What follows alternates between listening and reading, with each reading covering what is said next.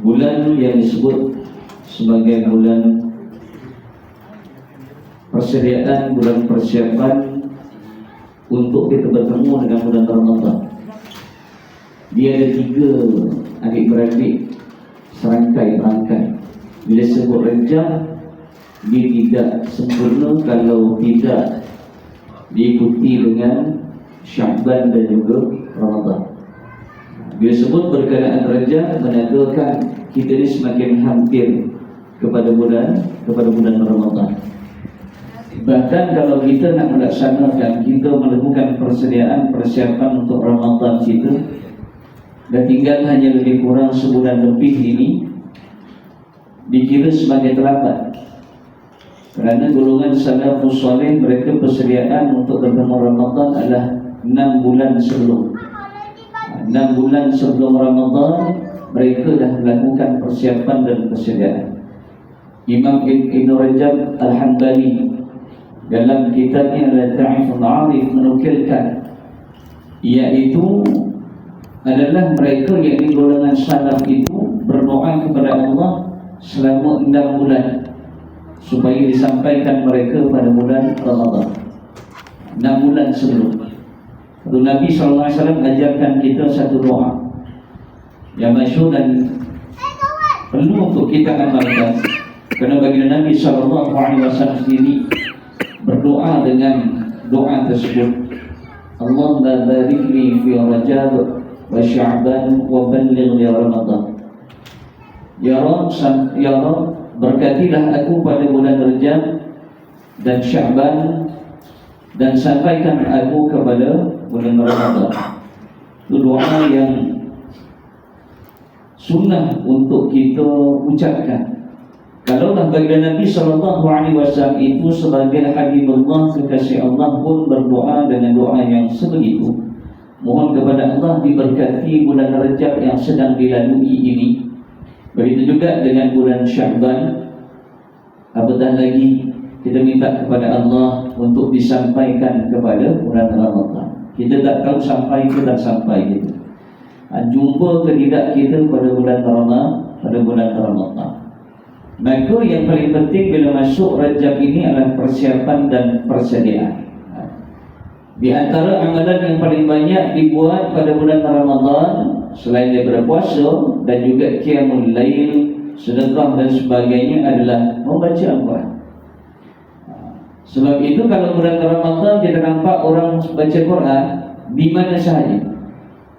Kalau dekat Mesir dulu, dekat negara Arab, bukan saja Mesir, di mana sahaja di bumi Arab di bulan Ramadan, orang baca Quran kat tepi jalan, dalam bas, di mana sahaja, bukan perkara yang memelitkan, tak pelik. Itu perkara yang tak pelik, tak pelik langsung. Di mana sahaja dia boleh baca Quran kalau bulan Ramadan. Di bulan-bulan yang lain jarang kita nak nampak orang baca Quran. Bukan tak baca Quran, maksudnya kalau di tepi jalan ke, dalam bas ke dan sebagainya, itu jarang sekali. Kalau di negara kita pun begitu kan. Bahkan majlis khatam Quran paling banyak Ramadan. Tak pernah orang buat majlis khatam Quran bulan Muharram.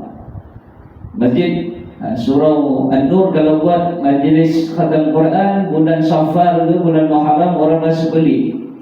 Mam, kau buat khatam apa ni? Walaupun baca Quran itu sepatutnya tidak hanya ditumpukan, hanya dikhususkan pada bulan Ramadan semata-mata. Walaupun memang benar dalam Quran Allah sebut syahrul Ramadan alladzi unzila fihi al-Quran. Ramadan itu bulan yang diturunkan akan Al-Quran.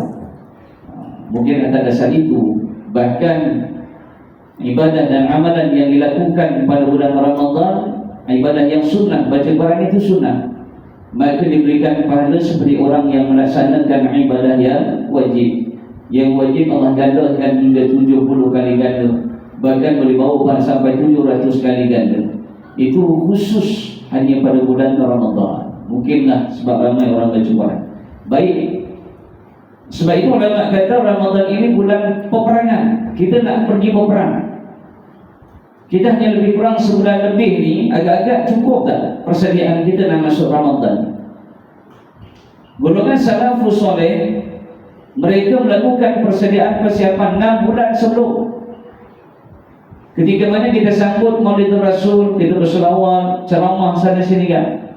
Golongan salafus soleh, mereka dah berdoa, mereka dah lakukan persiapan pada saat itu 6 bulan sebelum. Kita ni dah kira lambat tuan. Kalau katalah tuan-tuan terpilih nak pergi berperang, dihantar pergi ke Palestin dalam tempoh hanya lebih kurang 2 bulan ni, Rajab Sya'ban, agak-agak cukup tak kalau kita nak lakukan persediaan persiapan? Belajar guna senjata, belajar bagaimana strategi peperangan, agak-agak cukup tak tuan? Fit tak fit badan kita? Memang tak fit lah kan? Suruh berlari memang tak boleh lah dan tempoh 2 bulan. Kalau tentera polis tu setahun paling tidak pun ya? Setahun mereka mengikuti latihan konstable dan sebagainya, setahun. Itu pun tidak mencukupi kan? Maka kita ni lebih kurang 2 bulan saja nak masuk Ramadan. Sebab itu kena ada persiapan dan persediaan, sama ada rohani dan juga jasmani. Badan dah mula fit, dah mula jaga pemakanan dan sebagainya. Kalau tidak, sahabat tahu alasan bila kita tangkap dia beroperasi, maka 2 alasan yang paling kuat: kencing manis, gastrik.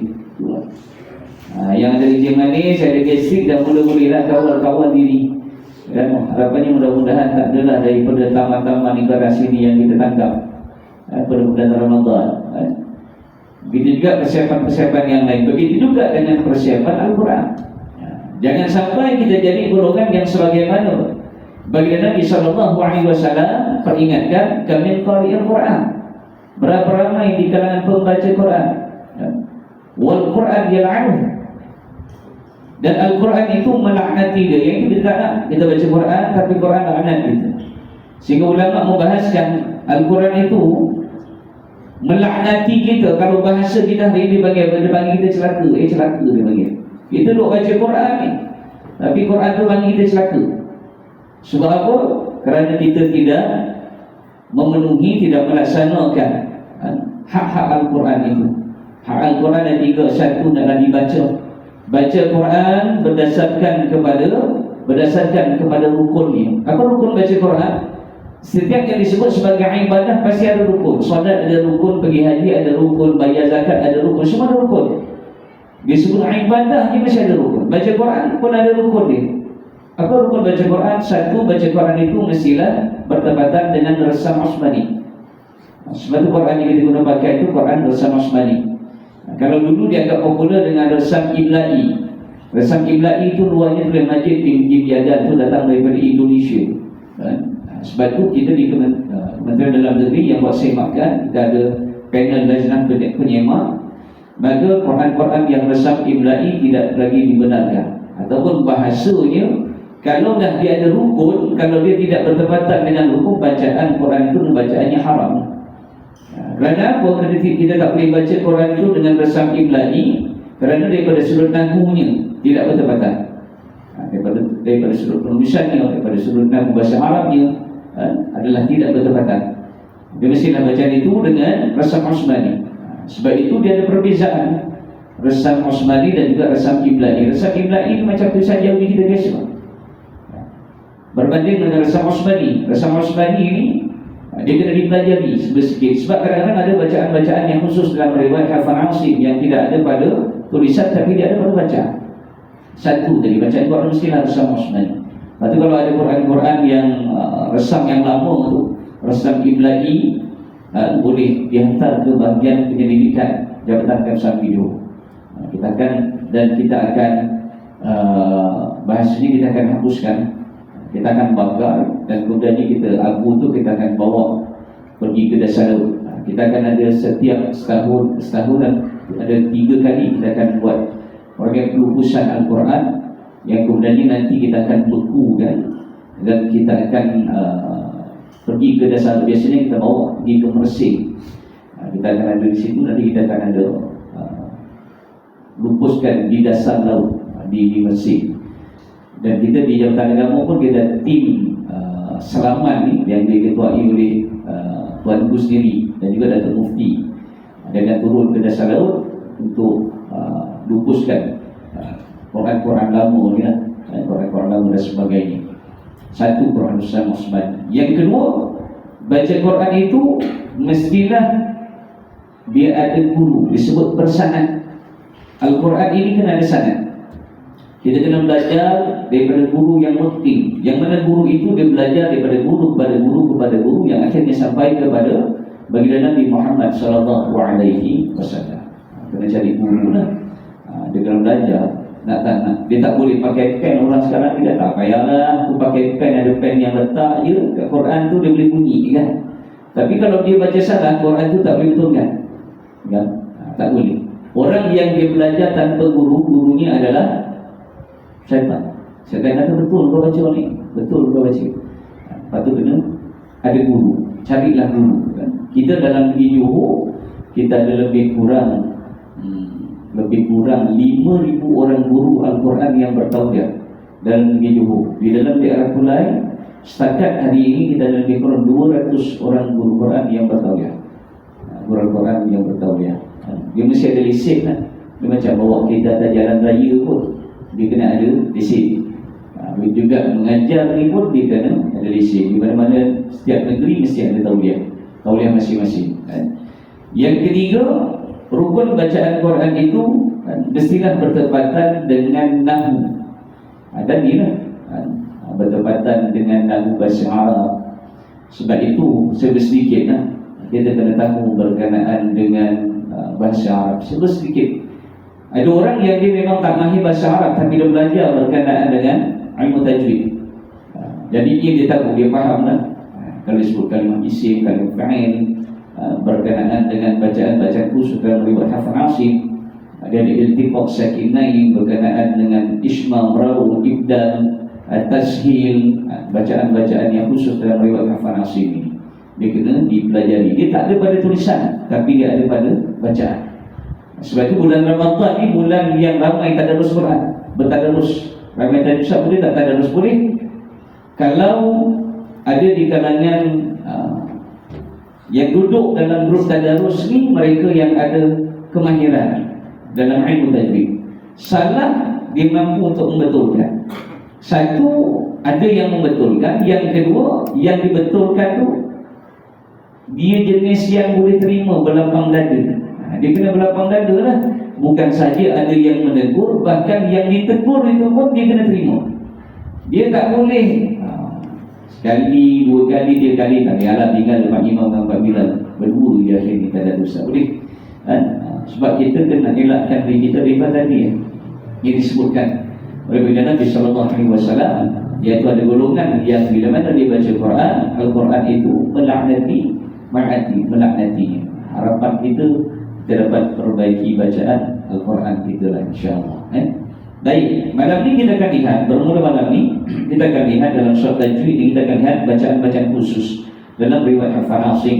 Maka malam ini kita nak lihat berkenaan dengan bacaan berkaitan dengan huruf muqatta'ah. Huruf muqatta'ah ataupun disebut sebagai fawatih. Huruf fawatih. Muqatta'ah ni potongan-potongan. Huruf muqatta'ah ataupun potongan-potongan huruf, ataupun disebut sebagai fawatih. Fawatih ni pembuka. Disebut fawatihus suwar. Suwar daripada perkataan surah. Surah pembuka. Dia ada 29 buah surah yang dimulakan dengan huruf muqatta'ah ni. Ada 29 surah. Dan ada di antaranya yang mana dimulakan dan dia terletaknya dengan satu huruf. Ada huruf kalimah yang diletak dengan satu huruf. Ada yang diletakkan dengan 2 huruf, dan yang paling banyak adalah 5 huruf. Baik, kita lihat satu-satu. Kita lihat berkenaan dengan huruf muqatta'ah yang melibatkan satu huruf. Dia terletak pada 3 surah. Dia terletak pada 3 surah. Satu dia ada pada surah Nun. Dia ada pada surah dia berada pada surah Qaf. Dia berada pada surah Qaf. Kadang-kadang kita jumpakan Qaf permulaan tu. Surah Qaf dimulakan dengan huruf Qaf. Kemudian huruf apa lagi? Iaitu berkenaan dengan surah Sad. surah Shad. Sama juga surah Shad dimulakan dengan huruf Shad. Kemudian apa lagi? Iaitu surah Al-Qalam. Surah Al-Qalam dimulakan dengan huruf Nun. Maka 3 surah ini dia dimulakan dengan satu huruf. Jadi persoalan dia apa? Persoalannya bagaimana kita nak menyempurnakan bacaan. Macam mana kita nak membacanya, nak menyebut dia macam mana? Adakah kita baca Qaf, Shad, Nun? Dia tak cukup. Sebab itu kaedahnya bagaimana? Iaitu kita kena ejakan dia ataupun kita kena pecahkan dia. Kena buat satu-satu. Kalau kita lihat secara zahir memang tak nampak apa-apa. Tak nampak. Tak nampak. Maka kita kena eja dia. Kita kena pecahkan dia. Kalau kita eja huruf Qaf, dia eja dengan apa? Qaf, Alif, Fa. Syaratnya apa? Syaratnya kalau huruf itu dieja dengan, kalau dia dieja dengan 2 huruf, dia dieja dengan 2 huruf, maka dia dibaca dengan 2 harakat. Ini adalah rumus dia. Bukan sains matematik aja rumus, tapi Quran juga ada rumus. Kalau dieja dengan 3 huruf, maka dibaca dengan kadarnya adalah 6 harakat. Ini sifir dia punya rumus yang kita kena ingat. 2 huruf dibaca dengan 2 harakat, 3 huruf dibaca dengan 6 harakat. Baik. Huruf Shad dia macam mana? Shad, kan, Shad, Alif, Dal. Huruf Nun dia dengan Nun, Waw, Nun. Berapa huruf tu? 3 huruf. Ataupun kalau kita mudah sambungkan, kan, sambungkan Nun. Kalau Shad, Alif, Dal. Shad, Qaf, Alif, Fa. Maka huruf yang dieja dengan 3 huruf, maka dibaca dengan kadarnya adalah 6 harakat. Dibaca dengan 6 harakat. Baik. Maka Qaf dibaca dengan 6, Shad juga dibaca dengan 6, Nun juga dibaca dengan 6 harakat. Baik. Sekarang ni kita lihat daripada sudut hakam tajwid, tak cukup kita sekadar meletakkan harakat dia. Dia mudahnya mudah. Sebenarnya dalam Al-Quran dan Sahih Usmani dia dah mudahkan. Apa dia yang dimudahkan? Kalau huruf itu ada tanda mat. Mana huruf yang ada tanda mat, maka akan dibaca dengan kadar 6 harakat. Kalau huruf yang tidak ada tanda mat, maka dia akan baca dengan 2 harakat. Tapi kita hanya dapat detect kat situ, kita hanya dapat kesan daripada huruf matnya. Tapi kita tak dapat kesan daripada huruf tajwid yang lain. Contoh, pada huruf Fa, pada huruf Qaf ni, apa yang ada pada kalimah ni? Iaitu sifat huruf Fa ni. Sifat huruf Fa ni dia ada sifat hamas. Af, if, uf, dan Qa. Satu kita kena lihat yang ini. Daripada ketertilan dalam bacaan Al-Quran, waktu disebut sebagai tartil. Tartil ni apa? Iaitu huruf demi huruf, kalimah demi kalimah, ayat demi ayat, huruf demi huruf. Kita tak boleh Qaf masuk Fa terus, tak boleh. Daripada sudut hukum yang dibaca dengan kadarnya 6 harakat ni mana kalimah ni. Kenapa? Apa dia punya hujah dia? Sebab huruf matnya. Huruf matnya adalah huruf alif. Maka yang dibaca tadi, maka dia baca Qaf.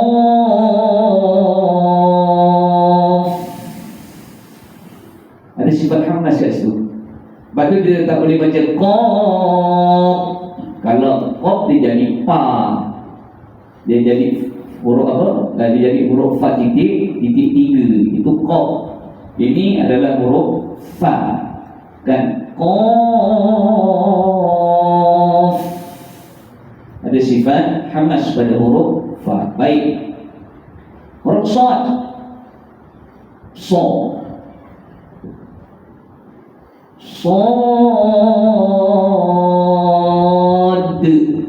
Kenapa? Sifat huruf dal adalah qalqalah. Kalau kita lihat dekat sini, tak nampak apa. Shad ya. Baru di sini baru kita nampak, ada huruf dal dekat ujung. Sad. Sama juga yang ni. Nun. Barulah sempurna bacaan bagi huruf muqatta'ah ini. Betul tak? Baik, yang ini yang melibatkan satu huruf. Maka dia ada yang melibatkan dua huruf. Di antaranya kalau kita lihat dalam Al-Quran, iaitu pada surah, dia ada pada kalimah huruf ataupun surah Toha.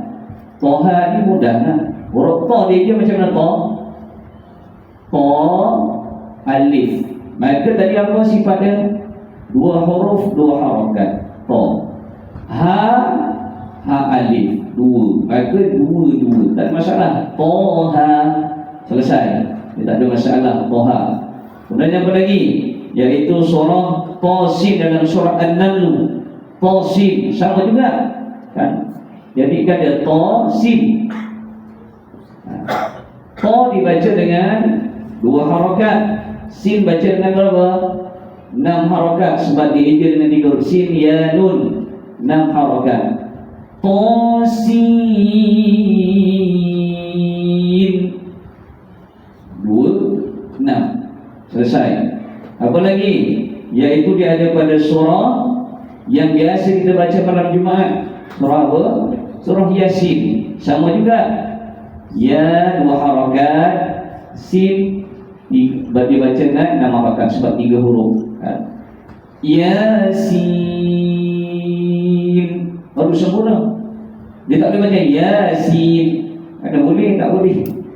Dia tak boleh baca macam tu.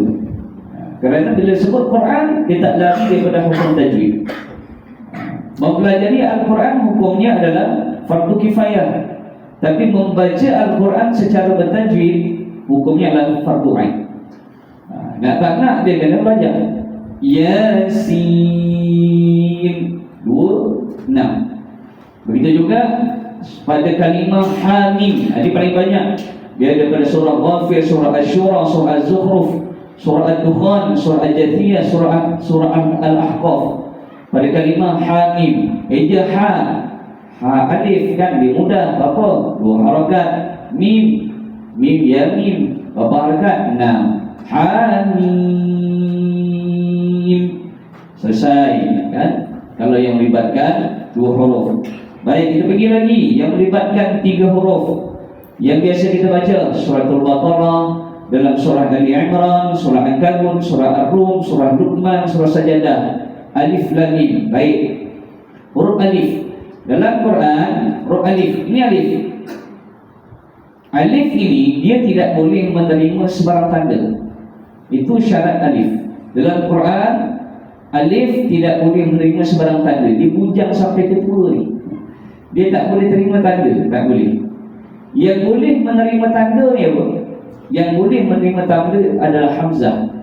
Sama ada Hamzah Qata'i di duduk atas, ataupun Hamzah wasal, ataupun Hamzah yang biasa kita jumpa. Itu syarat. Alif tidak boleh menerima sebarang tanda. Kalau ada pun huruf alif ni kadang-kadang dia berada di tengah kalimah dan sifatnya begini. Dan dia tak ada bunyi. Alif itu tidak ada bunyi. Melainkan kalau diletakkan baris. Maka huruf yang tidak ada baris, maka dia tak ada bunyi kan? Huruf yang tak ada baris, maka dia tak ada bunyi. Apakah beza di antara alif dengan hamzah? Satu iaitu nama dia. Yang ini alif, yang ini hamzah. Nama dia lah, itu klise punya jawapan kan? Apa beza lagi alif dengan hamzah? Iaitu daripada sudut makhrajnya, makhraj huruf, tempat keluar huruf. Alif tempatnya di al-jawf kan? Al-jawfnya rongga mulut. Dia ada 3 huruf melibatkan huruf mat. Alif, waw, ya, awi. Kalau ingatkan awi, ingat dah dia huruf kat sini. Dia huruf rongga mulut. A, wa, ya, mulut tengah. 3 huruf kan? Hamzah, rumah dia dekat pangkal halqum. Sini rumah dia. Sebab tu kebanyakan, bukan kebanyakan, boleh kita kata keseluruhan di dalam Al-Quran, permulaan kalimah, permulaan ayat dia akan mula dengan ni. Dia akan mula dengan hamzah kan? Alhamdulillah Ar-Rahman. Lepas tu kalau kita baca, rongga mulut kita jangan buka, tak boleh buka rongga mulut kita. Sebab apa? Rumahnya dekat sini, Hamzah. Kenapa mulut kita belum terbuka? Allahu Akbar, Alhamdulillah, rongga jangan sampai terbuka kerana rumah dia dekat halki, dekat halqum. 3 perbezaannya iaitu daripada sudut penulisan tadi lah. Penulisan, rupa bentuk dia tu kan tak sama. Kemudian yang keempat adalah bila mana diletakkan di dalam Al-Quran, maka huruf alif tidak ada pada awal ayat. Yang ada awal ayat yang ini, awal kalimah.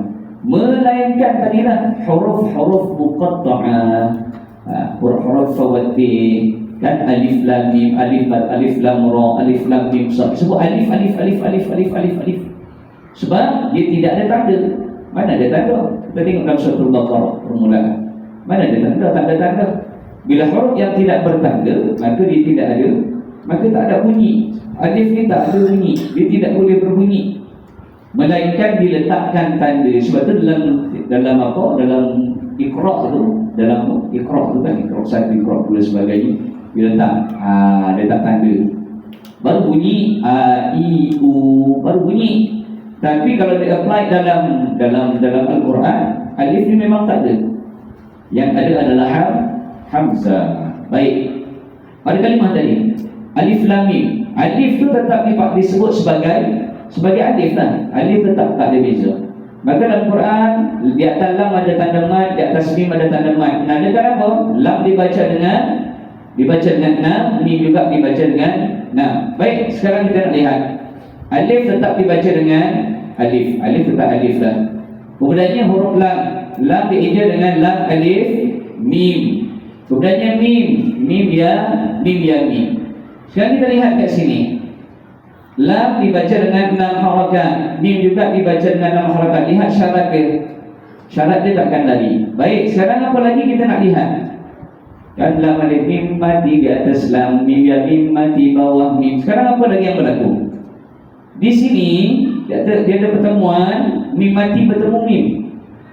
Kalau melibatkan huruf mim mati, yang ada gunnah 2 je. Bila mim bertemu mim dan mim bertemu dengan ba.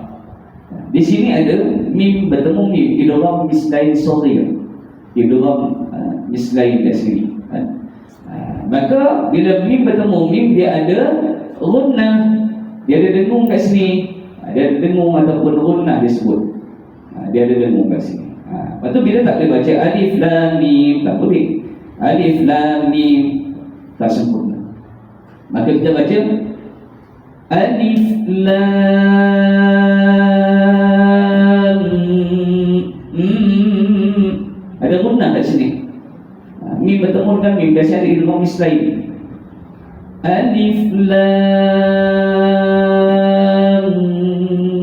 mim. Barulah bacaannya sempurna. Kalau tidak, tak sempurna bacaan kita. Baik. Kemudiannya ada juga dalam Quran, iaitu pada surah Yunus, surah Hud, surah Yusuf, Ibrahim dan surah Al-Hijr, iaitu yang melibatkan alif lam ra. Alif lam ra. Maka kalau alif lam ra sama juga. Kita letakkan dia ra di atas ra. Berapa huruf? 2 huruf. Maka dibaca dengan 2 harakat. Alif lam ra. Lam baca dengan 6, ra dibaca dengan 2. Begitu juga dalam Quran, dia ada pada surah Al-Syu'ara dan juga surah Al-Qasas, iaitu melibatkan kalimah qasim mim. Qasim mim, surah Al-Syu'ara dan juga surah Al-Qasas. Kalau kita lihat di sini kan, qasim mim. Baik. Kalau kita lihat pada kalimah tersebut yang diletakkan tanda mad mana di atas sin dan di atas mim. Nandakan sin baca nam, mim baca nam, ta dibaca dengan 2. Sebab dia tak ada tanda mad. Zahir boleh kita nampak. Baik. Tapi kita kena pecah juga. Lihat huruf ta. Ta dieja dengan ta di atas, ta alif di atas ta. Maka berapa huruf? 2 huruf. Kemudiannya huruf sin. Pecah juga, sin ya nun dibaca berapa tu? Dibaca dengan 6 harakat, 3 huruf. Apa lagi? Huruf mim. Mim yang mim juga dibaca dengan 6 harakat. Lagi ada apa lagi? Apa hukum yang lain yang ada kat sini? Nun mati bertemu mim, idgham ma'al gunnah. Nun bertemu dengan mim. Kalau kita lihat kat sini tak nampak apa-apa, maka orang akan baca qasim mim, dia akan baca macam tu. Sedangkan tak boleh baca macam tu, kan? Dia kena baca pecahkan macam ni. Di sini ada nun bertemu. Idgham ni apa? Masukkan. Apa yang dimasukkan pada kalimah ni? Nun ini dimasukkan ke dalam huruf mim. Nun masuk dalam huruf mim. Maka nun dia tak ada. Tak ada lagi. Dia tidak ada lagi. Dia di satu, kan? Si mim satu bawah. Ma'al gunnah, berserta dengan dengung. Dia pun ada dengung kat sini. Dia dengung kat sini. Makanya kena dengung, baru boleh baca. Si.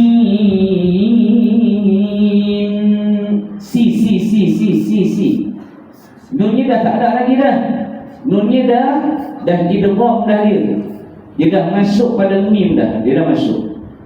Kalau ikut hukum pun, bila sebut berkenaan hukum mat, kata-kata mat melibatkan huruf alif, waw dan ya.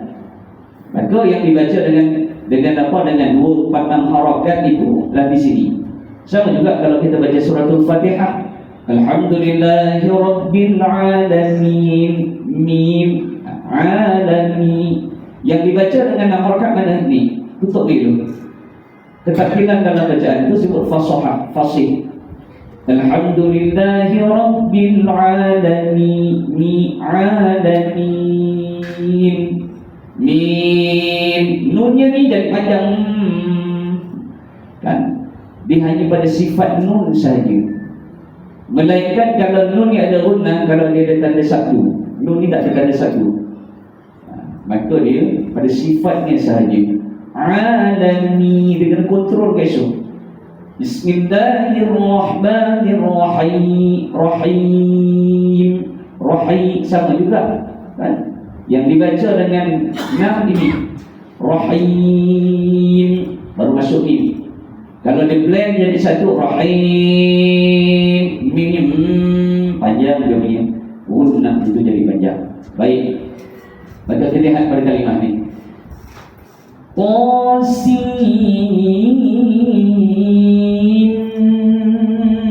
Kenapa ada gunnah ni? Kan? Tadi idgham ma'al gunnah. Idgham masukkan berserta dengan dengung. Qasim mim.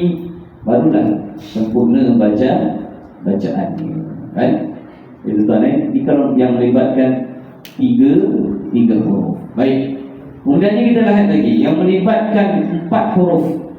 Yang melibatkan 4 huruf, iaitu di antaranya kalau kita lihat, iaitu pada kalimat alif lam mim ra. Dulu saya pernah tunggu ketua kampung. Waktu ketua kampung kita suruh baca pada kalimat alif lam mim ra tu bunyinya apa? Al-Mari bunyinya. Surah Ar-Ra'd. Al-Mari. Macam tak percaya kan, tapi berlaku. Kalau saya tengok ketua kampung tu, teringat dengan Al-Mari dia. Maksudnya apa? Ya Allah, ramai lagi orang tak boleh baca Quran. Itu banyak sangat. Baik. Alif lam mim ra, kan? Sama juga lah. Alif tu tetap dengan alif lah. Yang itu kita tak boleh tukar. Alif tetap alif, kan? Alif lam alif mim ra. Dia mudahlah. 6 2. Lagi mana hukum yang ada? Pada mim mati bertemu mim, ada idgham mislain. Kat sini ada gunnah ataupun ada dengung kat sini. Baik, barulah boleh kita baca alif lam mim ra. 6 laju dan 2. Boleh tak? Baik, kita tukar lagi hujung dia sikit, iaitu pada kalimah alif lam mim sad dalam surah Al-A'raf. Kat hujung dia tukar dengan sad. Baik. Sad dibaca dengan 6. Lagi apa yang ada? Huruf dal ni. Jadi qalqalah kat ujung. Alif lam mim sad. Sad ni kalau kita tengok zahir tak nampak apa-apa, mana ada apa-apa. Pecah baru nampak ada huruf dal dekat ujung. Betul tak Baik, kita pergi yang paling panjang sekali. Dalam Al-Quran yang berberat huruf muqatta'ah dalam surah Maryam, awal daripada surah Maryam.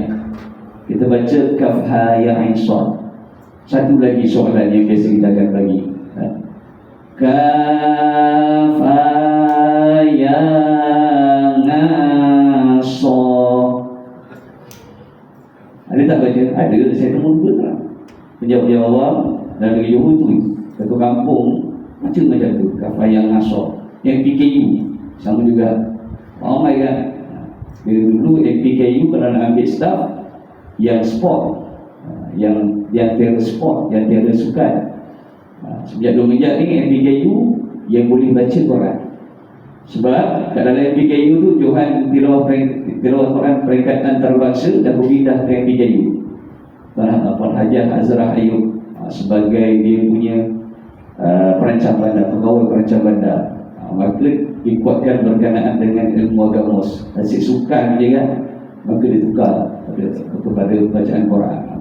Memang kalau dalam lah bunyi kan. Lepas tu ramai sekarang pelajar di PKU, ramai pelajar-pelajar dalam bidang agama yang masuk dalam majlis madaratul lain, pelajar izat juga saja Abu Syariah lah, yang ramai dulu lah.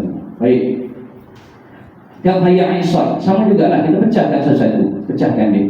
Kaf kaf, kemudiannya apa? Huruf ha ya, kemudiannya boleh ain dan juga sad kan, tukar je lah, pecahkan satu-satu.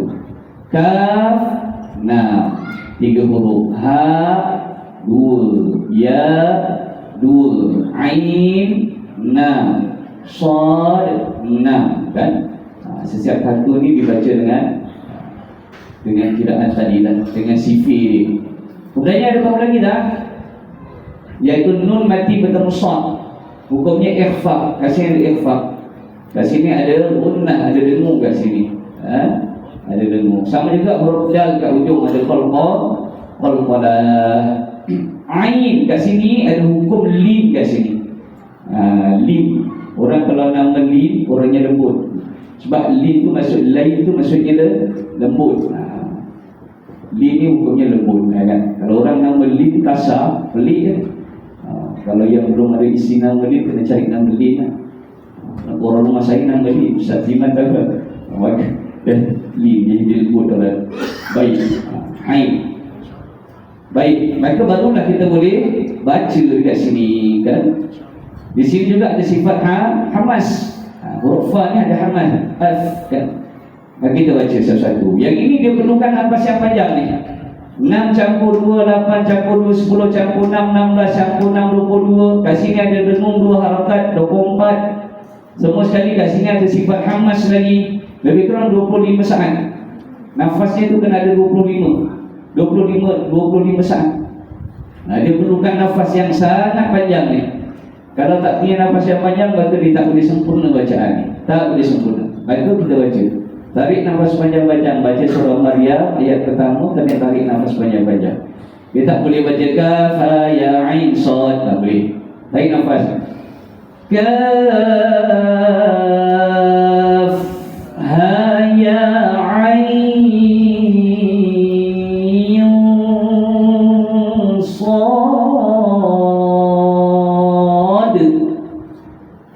barulah sempurna bacaan. Dan kalau kita lihat pada tulisan memang tak nampak apa. Lepas tu kena pecahkan satu-satu. Kita ulang lagi sekali. Kita tarik nafas kan, kita baca. Kaf ha ya ain sad. itulah berkenaan dengan huruf-huruf muqatta'ah dalam Quran. Di sini tadi ada 29 surah yang melibatkan bacaan ini. Harapannya bila kita baca Quran, pastikan bacaan itu dibaca dengan tepat.